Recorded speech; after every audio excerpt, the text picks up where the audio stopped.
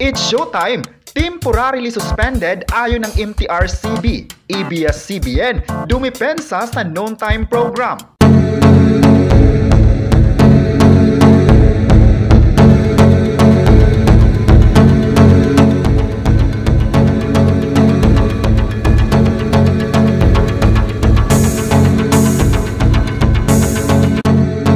Temporarily suspended ngayon ang It's Showtime ng 12 days ayon ng MTRCB. Sa inilabas na statement, ipapasuspende ang noon time program dahil sa mga aksyong ginawa ng MTRCB. Ito ay ayon sa mga reklamong dumating sa kanilang tanggapan.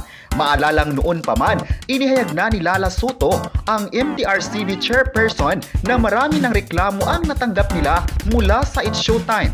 Ngunit pinalagpas lang. Nakailang ulit na din silang nagbigay ng warnings pero patuloy pa rin ang reklamo nito.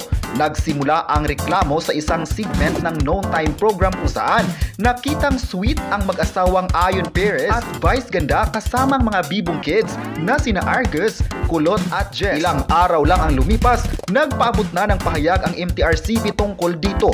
Sa isang interview nga ni Christopher Min sa isang online show, inihayag ni Lala Soto na hindi nila ito palalampasin. Kaya nung inilabas na ang suspension nito, ay biglang nag-react ang mga netizens. Dumipensa naman ang ABS-CBN sa issue.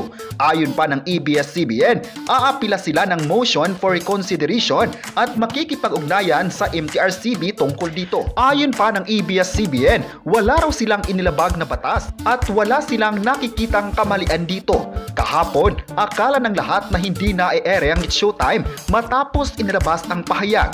Ngunit patuloy pa rin ang It's Showtime sa pagpapasaya sa mga madlang people. Ayon pa sa pahayag, umi-ere ang It's Showtime hindi dahil sinuway nila ang MTRCB.